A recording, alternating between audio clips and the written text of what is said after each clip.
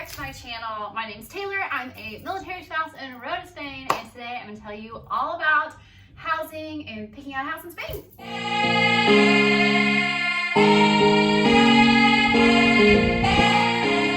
The first thing is that there are two towns that most people live in. The first one obviously is Rota, and then the second is the town next door, which is Puerto de Santa Maria, which most people just call Puerto, just shorten it. Puerto is a bigger city, Rota is a smaller city. Both have a lot to offer though. As far as it comes to picking out a house, Rota, you're probably gonna end up in an apartment or a townhouse. Puerto, you're probably going to be able to get an actual house with a yard. Rota really doesn't have houses. Since Rota is such a small town, if you live here, you're pretty much going to be able to walk to and from anywhere. It's like really small. So we hardly ever drive, we walk everywhere. Whereas in Puerto, you're definitely gonna need a car and you're gonna be doing a lot of driving because really nothing is walking distance hardly at all. Both towns butt up to the base. So no matter which town you live in, you're going to be like 2 seconds away from base. So both of them are gonna be really close. So you don't have to worry about that. Both towns are super safe, so there's really not a lot of crime in this whole area, to be honest. Petty theft, just little stuff. I've never heard of anything super major. Keep your doors locked and you'll be fine in either town.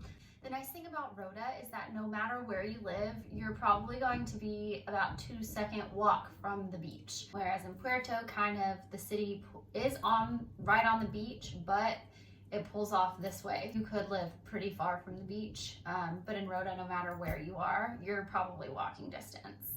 This whole area of Spain is a tourist destination. So in the summers, the population triples and it is crowded, and that's putting it lightly. Like, you go to the beach in the summer and you're lucky if you can find a spot to sit. It is shoulder to shoulder, crazy. There's no parking anywhere. It's an absolute nightmare.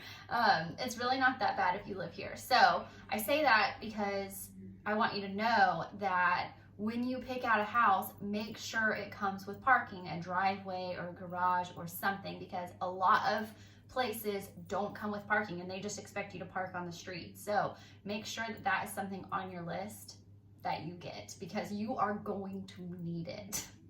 So when you're picking out a house, there's kind of two ways to go about it. You can go through housing or you can get a runner. A runner is kind of like a real estate agent that most of them live here. I used a guy who was born and raised here in Rota, and he asked, our budget and all of that, what we were looking for, and picked us up from the hotel when we got here and drove us around all day and showed us houses. Whereas if you go through housing, you can basically get on homes.mil, which is the website to house hunt. It's like Zillow for the military.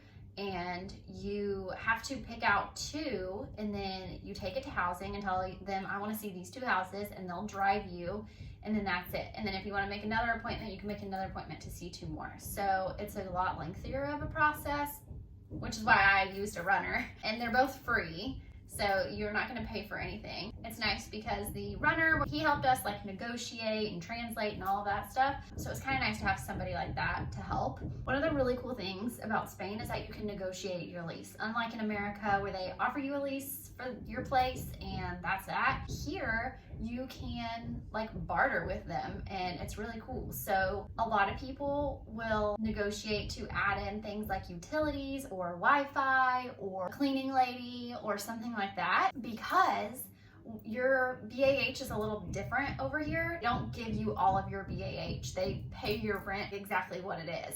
So you don't get to pocket the extra. Therefore, you might as well like get it to cover everything that you can. That way you're not paying out of pocket for all of those things like utilities and stuff. So if the rent is lower, or you can convince your landlord, ask them, most of the time they say yes. So it's really not hard to negotiate because they already charge Americans a lot more than they would charge locals. So a lot of people ask about furniture and what to bring, what not to bring, all of that. And I can tell you, it's hard to decide, to be honest. We had a hard time because we heard people say both ways, like bring everything or don't bring anything.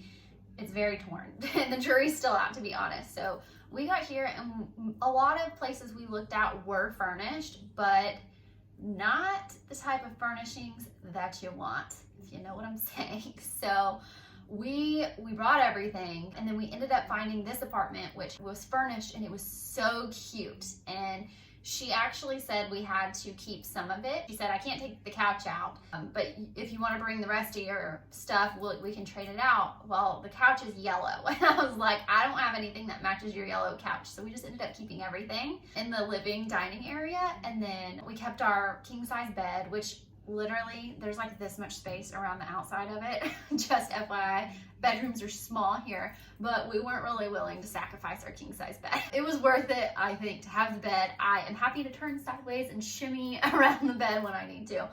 It's worth it.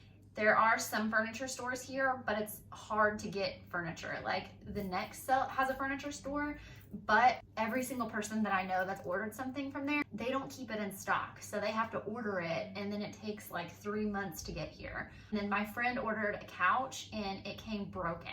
That being said, I mean, it is what it is. There's an IKEA nearby, so you can get some IKEA furniture. Other than that, there's really not a lot of options. I would honestly probably bring your stuff and try to get a place that's not furnished. There's also not storage units here, like in America, where you could just store your furniture.